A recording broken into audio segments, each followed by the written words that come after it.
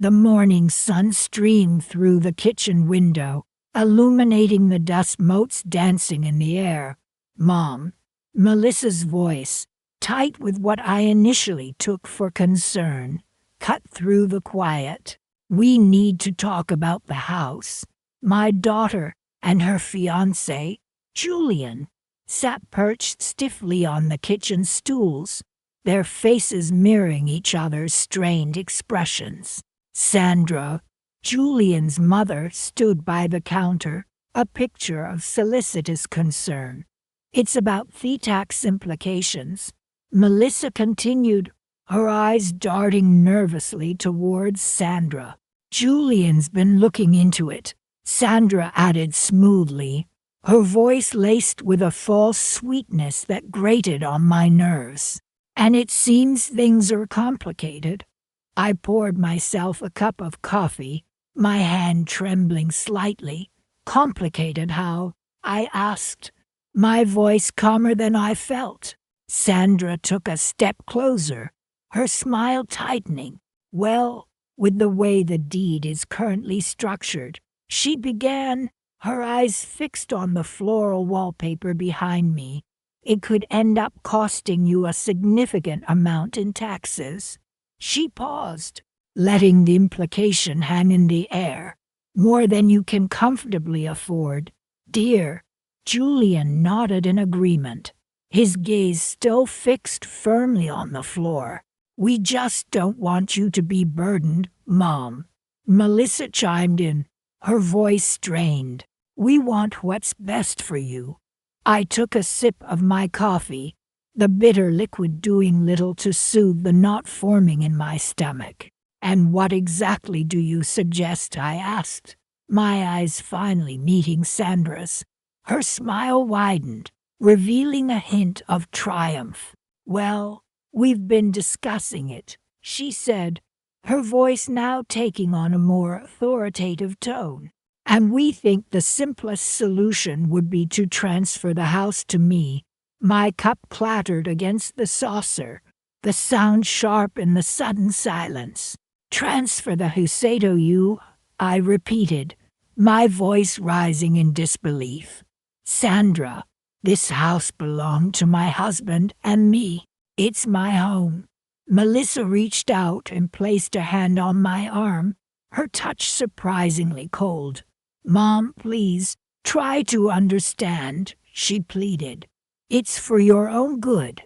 Sandra's just trying to help." Julian finally looked up, his expression a mixture of awkwardness and something that looked suspiciously like pity. "It's really the most practical solution, Mrs. Breen," he mumbled, his gaze quickly returning to the floor. "Practical?" I laughed, the sound harsh and unfamiliar even to my own ears. "Practical for whom?" "Julian, certainly not for me." Sandra's smile faltered for a moment, but she quickly recovered. "Beverly, dear," she said, her voice dripping with condescension, "we understand this is difficult, but you need to be realistic. You can't afford to keep this house up. The taxes alone," she trailed off, shaking her head sadly. "It's just too much."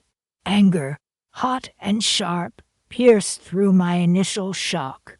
"I appreciate your concern, Sandra," I said, my voice tight with controlled fury. "But I assure you, I'm perfectly capable of managing my own affairs." "Mom, please," Melissa whispered, her eyes pleading. "Just think about it. You could live with us. We'd take care of you." The offer, so casually delivered, felt like a slap in the face. Live with them, be another burden, another mouth to feed, another inconvenience in their perfectly curated lives. The thought was unbearable. "I'll think about it," I said, my voice flat and emotionless. "Now, if you'll excuse me, I have some things to attend to." I stood up, the scraping of the chair against the tiled floor echoing the turmoil within me. As they filed out of the kitchen, their whispers following them like a trail of smoke, I felt a strange sense of calm settle over me. The shock had worn off, replaced by a quiet resolve. This wasn't about taxes. This was about Sandra, always lurking in the shadows, waiting for an opportunity to seize what she believed she deserved. She wanted my house. She wanted my life. But she wouldn't get it. Not if I had anything to say about it. I walked over to the desk tucked away in the corner of the kitchen, my fingers tracing the worn edges of the family photo albums stacked neatly on the shelves. Beneath them, in a locked drawer, were the documents pertaining to the house, the documents I hadn't looked at since my husband's passing. It was time to take a closer look. Something told me I might find something interesting in those papers, something that would change everything, and perhaps, just perhaps, I could find a way to give Sandra a taste of her own medicine. It wouldn't be easy, but I had a feeling Christmas this year might be a little different. The phone slipped from my hand, clattering onto the tiled kitchen floor. Melissa's words echoed in my ears, a chilling reminder of how easily trust could shatter. "Mom, it's for the best. You wouldn't want to burden us with this, would you? Burden my own daughter, reducing my home, my memories with Richard, to a mere burden." I picked up the phone, my hand trembling. "Melissa," I said, my voice barely a whisper, "are you saying you want me to just give the house to Sandra?" There was a pause, a hesitant intake of breath on the other end. "It's not giving, Mom. It's transferring. It's just paperwork. Think of it as easing your mind. Julian agrees it's the smartest move. Financially, Julian, of course. Sandra's golden boy, always ready with his financial wisdom. He'd only been in Melissa's life for a year, yet he already seemed to have an opinion on everything, especially my affairs." I sank into a kitchen chair, the cool tile pressing against my back. Outside, the afternoon sun cast long shadows across the lawn, a stark contrast to the darkness gathering within me. This house, this garden, every brick and every blooming rose bush held a piece of my life with Richard. We'd chosen the paint colors together, argued over which shrubs to plant, celebrated birthdays and anniversaries within these walls. And now, my own children were suggesting I just hand it over, as if it were nothing more than an old coat to be discarded. But where would I go? I asked, the question hanging heavy in the air. "We haven't worked out all the details yet," Melissa replied, her voice tight. "But we're thinking maybe a smaller place, something more manageable for you." Sandra mentioned a lovely assisted living community not too far from here. Assisted living. I wasn't even 60. I was active, healthy, perfectly capable of taking care of myself. And this house, the image of Sandra, smiling sweetly, flashed through my mind. She'd always had a knack for appearing concerned, for masking her true intentions beneath a veneer of helpfulness. I remembered her gentle prodding at the funeral reception, her murmured condolences laced with subtle inquiries about the house. "Such a large property for one person," she'd said, her hand resting lightly on my arm. "Are you sure you'll be comfortable here all alone, Beverly?" At the time, I dismissed it as simple concern. Now, her words rang with a chilling new meaning. "Melissa," I said slowly, a knot tightening in my stomach, "does Sandra know about this transfer?" Another pause, longer this time. "Well, She's been helping us understand the tax implications, Melissa finally admitted. She's been so supportive through all of this, Mom. You should be grateful. Grateful, grateful for her plotting to take my home. The realization hit me with the force of a physical blow. Sandra wasn't trying to help. She was orchestrating a takeover. She wanted my house, and she was using my own children to get it. I closed my eyes, trying to steady my breathing. This wasn't just about the house anymore. This was about family, about loyalty, about the very foundation of my life being ripped away from under me. My children, blinded by Sandra's manipulative charm, were willingly participating in her scheme. The thought sent a wave of nausea through me. Melissa, I said, forcing my voice to remain calm. I need some time to think about this. I'll call you back. I hung up before she could respond, the silence of the kitchen amplifying the turmoil within me. The late afternoon sunlight streamed through the kitchen window, illuminating the dust motes dancing in the air. I stood up, my legs feeling unsteady, and walked over to the framed photograph of Richard and me on our wedding day. His smile, warm and reassuring, seemed to pierce through the fog of betrayal that had descended upon me. Richard, I whispered, my voice choked with emotion. They're trying to take our home. I ran my fingers over the smooth glass of the frame, a surge of anger rising within me. This wasn't just about bricks and mortar. This was about preserving a piece of him, a tangible link to our shared past. I wouldn't let Sandra take that away from me. I wouldn't let her win. A flicker of resolve ignited within me, a tiny spark of defiance in the face of overwhelming odds. I needed to fight back. I needed a plan. And as I gazed at Richard's smiling face, an idea began to form, a seed of hope taking root in the fertile ground of my determination. I would find a way to protect what was rightfully mine, even if it meant going up against my own children. I opened the bottom drawer of the old oak desk, the one where Richard kept all his important documents. It was time to uncover the truth. No matter how painful it might be, there had to be something, some clause, some forgotten detail that could help me.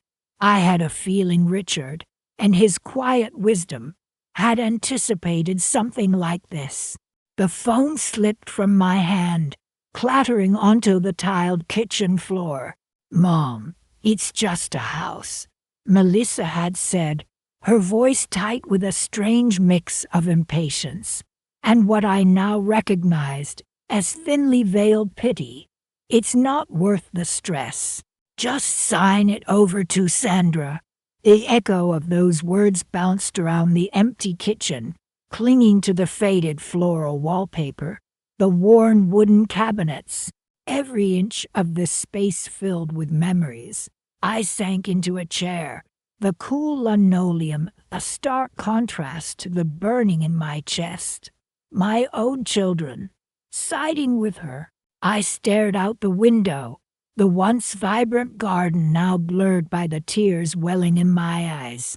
This kitchen, how many birthday cakes had I baked here, frosting smeared on little fingers as my children, so small then, squealed with delight.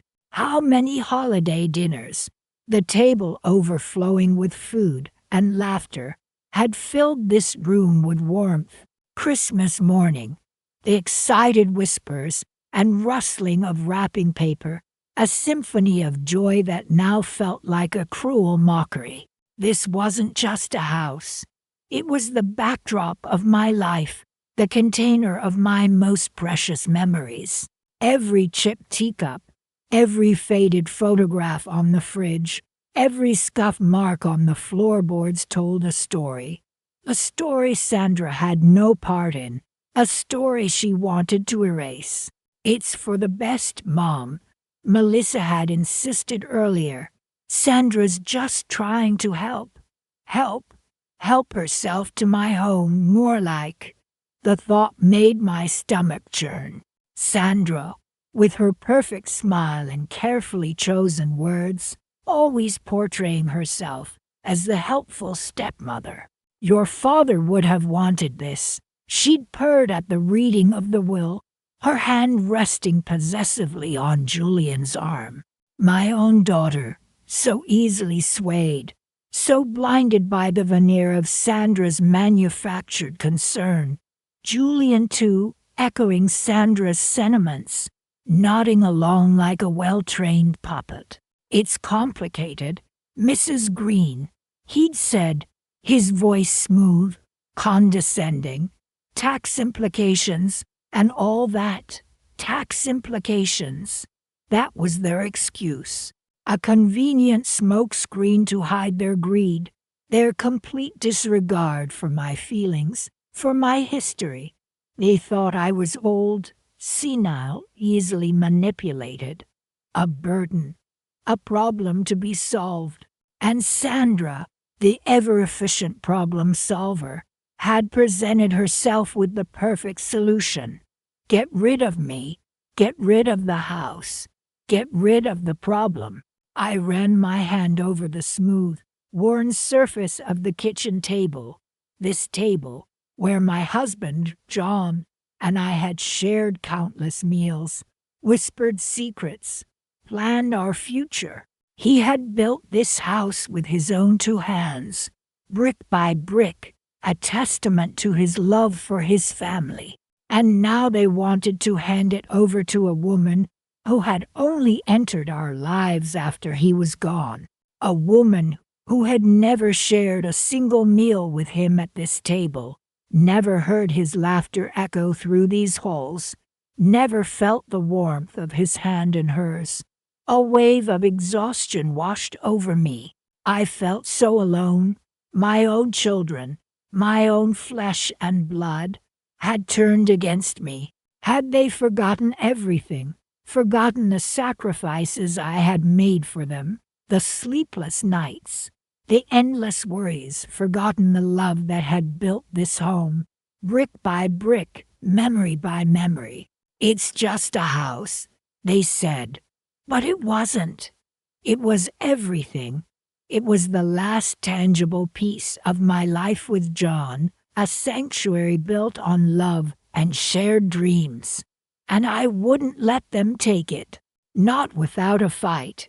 A small, flickering ember of resolve ignited within me, pushing back against the overwhelming despair. I may be old, but I wasn't foolish. I needed to think, to plan, to find a way to protect what was rightfully mine. There had to be something, some way to stop them.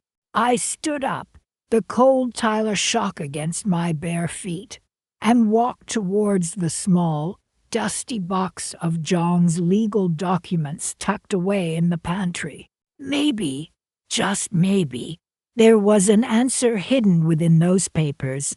Maybe there was a way to fight back. The thought, small and fragile as it was, gave me the strength to move forward, to face the battle that lay ahead. Rain lashed against the bedroom window, mirroring the storm inside me. Melissa's words, "Mom, you're being unreasonable. Just sign the papers," echoed in my ears. I sank onto the edge of the bed, the silk coverlet cool against my cheek. My own daughter, siding with Sandra, against me. How could things have gone so wrong? I picked up a framed photo of my late husband, Richard.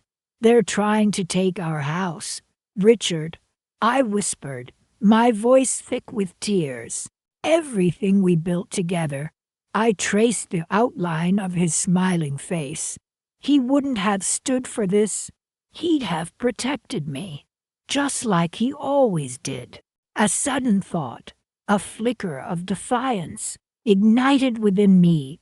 Richard was meticulous, almost obsessive, about his paperwork. Surely, he'd have kept something, some record, something to protect us. I rose, wiping my eyes, a new resolve hardening my gaze. I crossed the room to the built-in wardrobe, sliding open the mirrored doors. Behind a row of Richard's suits, tucked away in the corner, sat a plain cardboard file box. I hadn't looked at it since the funeral. My hands trembled slightly as I pulled it down, dust motes dancing in the afternoon light. The box was surprisingly heavy. I carried it back to the bed, placing it gently on the duvet. Inside, neatly stacked and labeled, were years of Richard's life, condensed into paper: insurance policies, tax returns, investment documents. I sifted through them slowly, each folder a tangible memory of our life together: birth certificates, marriage license, our children's school reports, a lifetime of milestones captured in official script.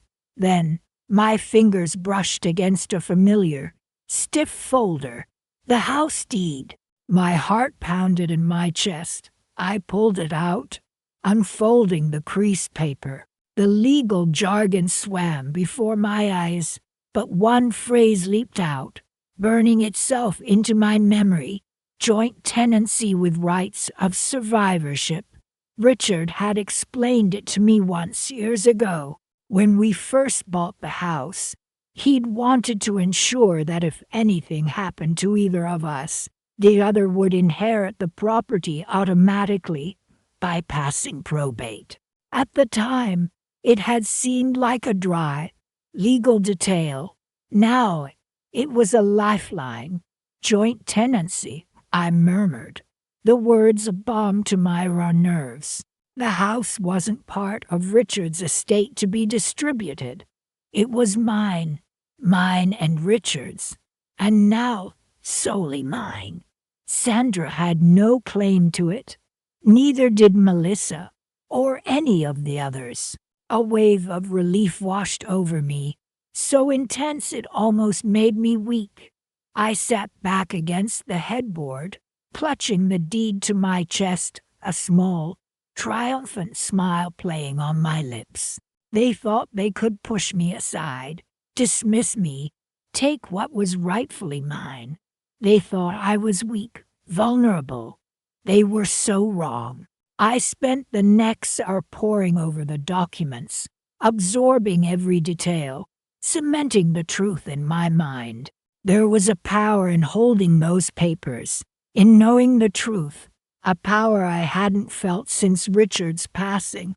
The rain had stopped, and a sliver of sunlight peeked through the clouds, illuminating the room. I felt a surge of energy, a sense of purpose I hadn't realized I'd been missing. This house, this home, was my sanctuary, and I would defend it. I wouldn't let them take it. I wouldn't let them win. A sudden memory flashed through my mind: Melissa, just a little girl, decorating the Christmas tree in the living room, her laughter echoing through the house. Christmas. It was just a few weeks away. They were all planning on coming here for our annual family gathering.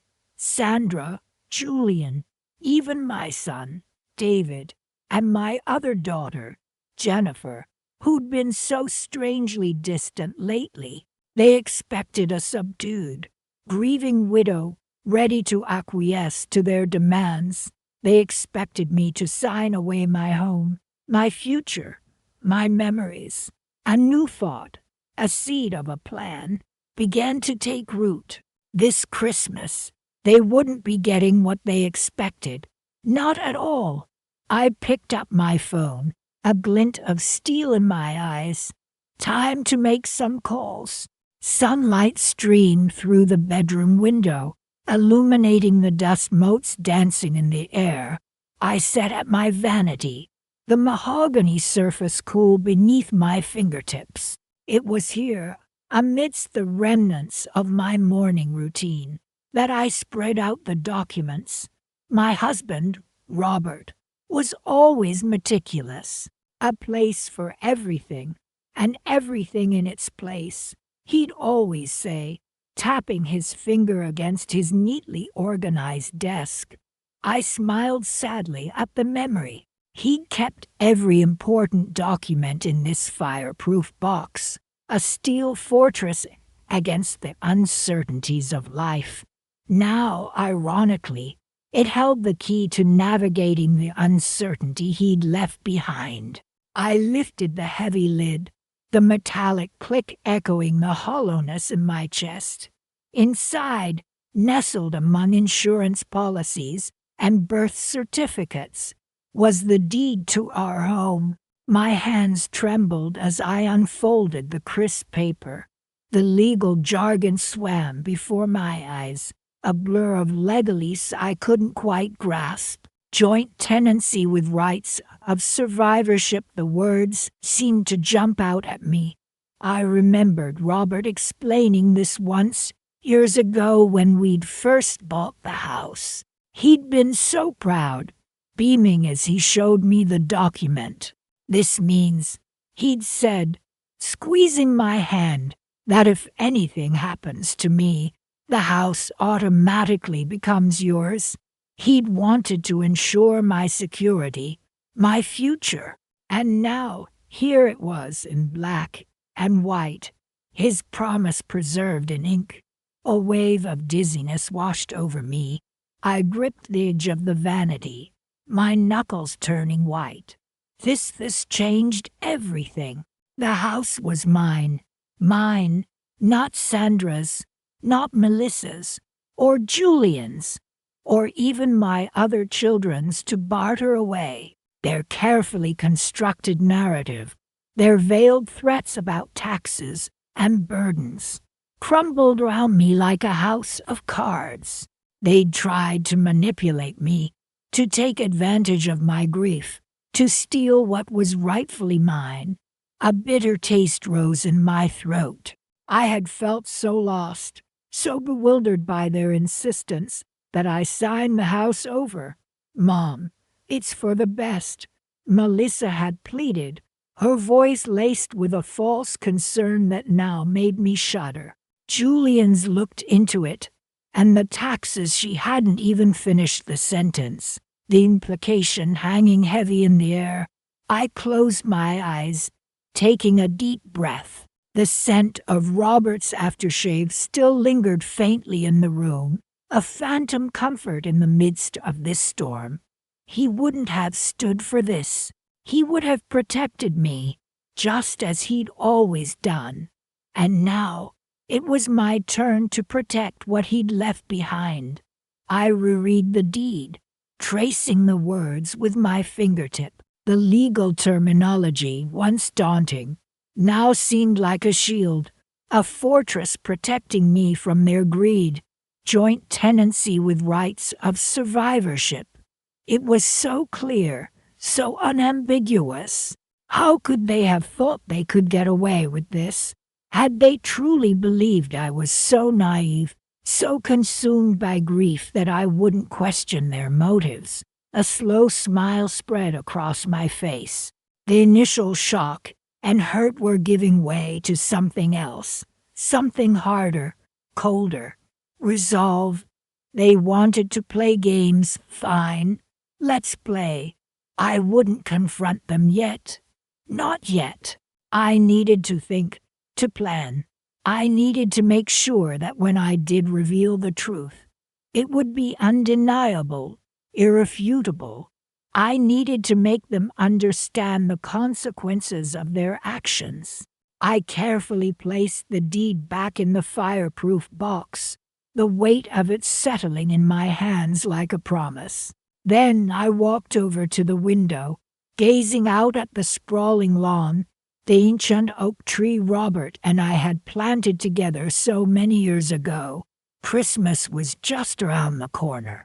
We always decorated that oak with twinkling lights, transforming it into a beacon of warmth and joy. This year, things would be different. Very different. This Christmas, I wouldn't be giving away my home. I would be giving them a lesson they wouldn't soon forget. A lesson about family, about loyalty, and about the price of greed. I closed my eyes, picturing their faces when they finally realized the truth. The anticipation was almost delicious. I had a feeling this Christmas would be one for the books. Sunlight streamed through the living room window, illuminating the dust motes dancing in the air. I straightened the antique doily on the armrest, a nervous habit I'd picked up from my mother. Any minute now, Sandra and my children would arrive, armed with their fabricated concern and those damning transfer papers. A chill ran down my spine despite the warmth of the afternoon sun. "You're being difficult, Mom," Melissa had said on the phone earlier, her voice tight with impatience. "Just sign the papers. It's for the best." For whose best? I wondered, smoothing down my skirt. The doorbell finally chimed, its cheerful sound at odds with the dread churning in my stomach. I took a deep breath and opened the door. Sandra swept in, all smiles and fox concern. Melissa and my son David trailing behind her. Julian, Melissa's fiancé, lingered by the doorway, his expression carefully neutral. "Beverly, dear, how are you holding up?" Sandra asked, her voice dripping with false sympathy. "We just want to make this as easy as possible for you." I offered a tight smile in return. "Thank you, Sandra. I appreciate your concern." My voice sounded steadier than I felt. David shuffled his feet. "Mom, we really think this is the best way to avoid any legal complications." I gestured for them to come into the living room. They settled onto the sofa, Sandra taking the center cushion as if it were a throne. Julian remained standing. I took the armchair opposite them, the worn floral pattern a stark contrast to Sandra's sleek, modern attire. "So, I began, my heart pounding against my ribs, about these papers." Sandra produced a manila envelope, sliding it across the coffee table towards me. "Everything's here, Beverly. All ready for your signature." My hand hovered over the envelope. "Before I sign anything," I said, my voice calm despite the inner turmoil, "I think we should clarify a few things." Sandra's smile faltered slightly. "Clarify? What is there to clarify, Beverly? It's a simple transfer of ownership to protect your assets." I met her gaze, my own unwavering. "Protect my assets, or protect your future access to them, Sandra." The color drained from her face. Melissa gasped, "Mom, what are you talking about?" David looked bewildered, but Julian's eyes narrowed, a flicker of understanding or perhaps calculation in their depths. "I'm talking about the fact," I continued, my voice rising slightly, "that this house is not, and never has been, part of the estate needing to be divided among John's children. This house," I emphasized, tapping my fingers on the armrest, "is mine." Silence descended upon the room, thick and heavy. Sandra's composed facade finally crumbled. What do you mean? "Yours. It belonged to John." "Yes," I agreed. "It belonged to John and me. Joint tenancy with rights of survivorship, Sandra. A little something you conveniently overlooked when you concocted Thisham." I picked up the manila envelope and tossed it back onto the coffee table. "I spoke with a lawyer yesterday, a real one. Not one of your associates. I glanced pointedly at Julian. Melissa looked from me to Sandra, her confusion turning to dawning horror. David remained silent, his eyes wide. Julian, however, stepped forward. "Mrs. Green," he began, his voice smooth and conciliatory. "I understand this is upsetting, but perhaps there's been a misunderstanding." "No misunderstanding, Julian," I interrupted, my voice firm. "I have the documentation. John and I made sure everything was legally sound. This house is mine, and I'm not giving it to anyone." Sandra sputtered, trying to regain control. "But the taxes, the estate, you'll be financially ruined." I leveled a steady gaze at her. "The taxes are manageable, Sandra, and the estate is being handled appropriately, as per John's wishes, not yours." I turned to my children. "I'm sorry you were dragged into this, Melissa, David, but I hope this serves as a lesson about who you can trust." Melissa's eyes welled with tears. David finally spoke, his voice quiet. "Mommy didn't know." I reached out and took his hand. "I know, sweetheart, but now you do." I looked back at Sandra, whose face was a mask of fury and disbelief. "As for you, Sandra," I said, my voice cold, "I suggest you leave. Now." Sandra rose, her movements stiff. She glared at me, her eyes blazing. "This isn't over, Beverly," she hissed. "You'll regret this." "I highly doubt that," I replied, a small smile playing on my lips. She turned and swept out of the house, Melissa trailing behind her, sobbing. Julian hesitated, then followed them, casting one last look at me, a look that was more thoughtful than angry. David stayed with me, his hands still clasped in mine. The silence that followed their departure was no longer heavy with tension, but filled with a strange sense of peace. I looked round my living room, at the familiar furniture, the photographs on the mantelpiece, the sunlight streaming through the window. It was mine, and I had kept it. But the look on Julian's face lingered in my mind. He knew something, or suspected something. What that was, I wasn't sure, but I had a feeling this wasn't quite over yet. Christmas was just around the corner, and I had a feeling it was going to be interesting. Christmas Eve afternoon sunlight streamed through the living room window, illuminating the dust motes dancing in the air. I took a deep breath, my heart pounding a nervous rhythm against my ribs. They were due any minute. I'd called Melissa, David, and Jennifer, asking them to come over.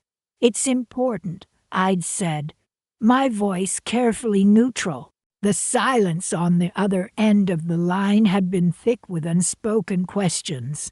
I heard the front door open, and then the familiar murmur of voices. Melissa walked in first, Julian trailing close behind. David and Jennifer followed, their faces etched with a mixture of curiosity and concern. "Mom, what's going on?" Melissa asked, her brow furrowed. I gestured for them to sit. The silence stretched, punctuated only by the ticking of the grandfather clock in the hallway. "I had revealing conversation with Mr. Henderson this morning," I began, my voice trembling slightly. "Mr. Henderson was our family lawyer, a man my late husband, Richard, had trusted implicitly." David shifted in his seat. "About the house?" he asked, his voice tight. I nodded. "Yes, about the house." I looked directly at Melissa. Remember when you suggested I transfer the house to Sandra to avoid those tax complications? Melissa's cheeks flushed a delicate pink. We just wanted to help, she murmured, avoiding my gaze. Julian placed a comforting hand on her arm. It seemed like a good idea at the time. Beverly, he added, his voice smooth and reassuring. It did, didn't it? I said, my voice laced with a quiet steel they'd never heard before. Especially for Sandra. Jennifer frowned. What do you mean, Mom? I took another deep breath, steeling myself. Richard and I held this house in joint tenancy with rights of survivorship. Mr. Henderson confirmed it this morning. Upon Richard's passing, the house automatically transferred to me. There were no tax implications whatsoever. The color drained from Melissa's face. David's jaw dropped. Jennifer gasped. But Sandra said, Melissa stammered, her voice barely a whisper. Sandra said a lot of things. I replied, my voice hardening. She said the house was part of Richard's estate. She said it would be a burden for me. She said I should transfer it to her to avoid unnecessary legal battles. I paused, letting the weight of my words settle in the room. She lied. A tense silence filled the room. Julian cleared his throat. I'm sure there's a misunderstanding. Beverly, he said, his voice strained.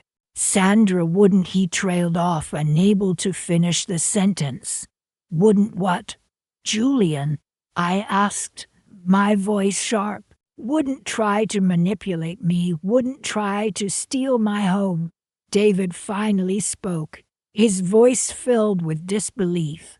Sandra wouldn't do that. She cares about you. I looked at my son, my heart aching. Does she, David, or does she care about this house? I reached into a drawer and pulled out a folder, placing it on the coffee table. These are copies of the deed, Richard's will, and Mr. Henderson's confirmation. Feel free to verify them yourselves. They stared at the folder as if it were a venomous snake. No one reached for it. Melissa's eyes filled with tears. "You can't believe she would do this," she whispered. Her voice choked with emotion. I watched my children, their faces a mixture of confusion, hurt, and dawning realization. They'd been pawns in Sandra's game, blinded by her carefully crafted facade of concern. "I understand you were trying to help," I said, softening my voice slightly, "but you allowed yourselves to be manipulated. You need to ask yourselves why you trusted Sandra's word over mine."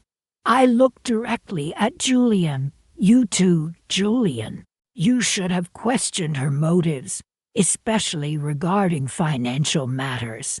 The silence returned, heavier this time, laden with the weight of betrayal and the bitter taste of truth. The Christmas tree in the corner, adorned with twinkling lights and festive ornaments, felt strangely out of place in the tense atmosphere. I glanced at the clock on the mantelpiece. It was almost time for the final act of this Christmas Eve drama. I rose from my chair. "I'm expecting another guest," I announced, my voice steady. "Someone who has been instrumental in helping me uncover the truth." Their eyes widened, questioning. The doorbell rang, a sharp, insistent sound that echoed through the silent house. I walked to the door, a small smile playing on my lips. I opened it to reveal Mr. Henderson, a tall, distinguished man with a briefcase in hand. Behind him stood Sandra. Her face was pale, her eyes wide with a mixture of surprise and fear. The game, I realized, was far from over. It was just entering a new, even more interesting phase. I had protected my house, but the holidays and my relationships with my children were still hanging precariously in the balance. Christmas Eve, the scent of pines still clung to the air, a faint whisper of the festive gathering that had taken place just hours earlier. Except, this year, festive felt like a cruel joke. My own children, Melissa and David, along with their stepmother Sandra, had practically staged an intervention, trying to convince me to sign over my house. "It's for the best, Mom," Melissa had pleaded. Julian, her fiancé, nodding solemnly beside her. "Think of the tax implications." David echoed the sentiment, his face etched with a word I now recognized as manufactured. They truly believed they were doing the right thing, protecting me from some imagined financial burden. They hadn't realized they were Sandra's pawns.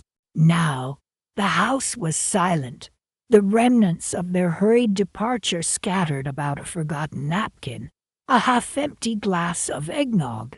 I walked over to the window, the cold glass a soothing balm against my cheek.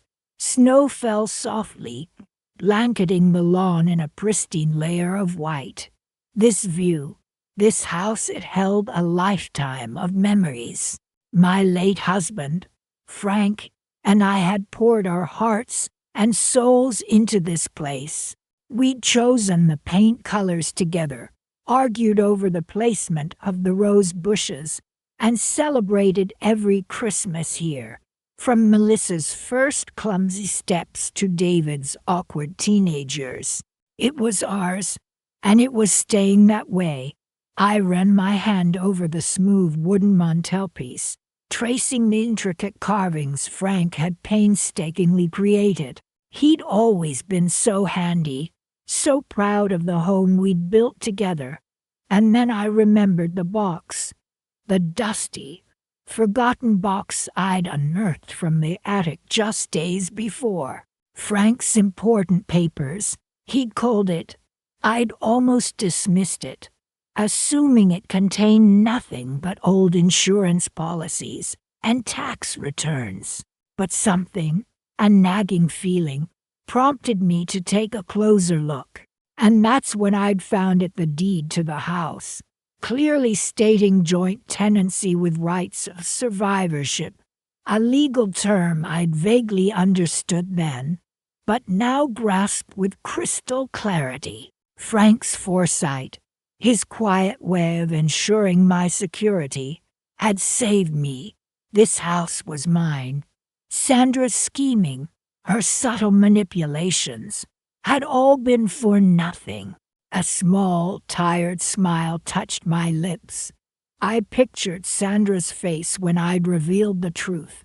The carefully constructed mask of concern had crumbled, replaced by a flash of pure, unadulterated anger. "There must be some mistake," she'd sputtered, her voice tight with disbelief. "Dad always intended for us to," she'd trailed off, unable to articulate the lie she'd so carefully crafted. Julian, ever the dutiful fiancé, had tried to intervene. "Mrs. Green, perhaps we should discuss this later," he'd suggested, his hand hovering protectively over Melissa's arm. But Melissa had just stared at me, her eyes wide with shock. I could see the wheels turning in her head, the realization dawning that she'd been misled, used. "Melissa," I'd said, my voice calm despite the turmoil within, "I love you. But you need to understand, this house is mine. It always has been." David had been the first to apologize, his voice choked with emotion. "Mom, I'm so sorry. We didn't know." I'd pulled him into a hug, the tension of the past few days finally easing. He was my son, and I knew in my heart that he genuinely believed he was acting in my best interest. Melissa, though, had remained silent, her gaze fixed on the floor. I knew it would take time, but I hoped that one day she too would understand. As for Sandra, she gathered her coat and purse, her face a mask of cold fury. "This isn't over," she'd hissed, her eyes blazing. "You'll regret this." I watched them go, a wave of exhaustion washing over me, but beneath the weariness, there was a sense of peace, a quiet strength I hadn't felt in a long time. I was alone in my house, yes, but I was also free from their manipulations, free from the fear of losing everything. I walked back to the Christmas tree, its twinkling lights casting a warm glow across the room. The ornaments, each one a precious memory, shimmered in the light.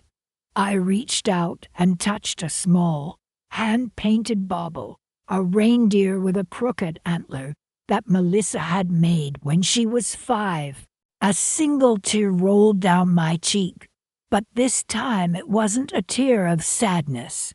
It was a tear of gratitude for Frank's love, for the memories that filled this house, and for the quiet strength I'd found within myself. This Christmas, I had more than just a house. I had my home, and that was the greatest gift of all.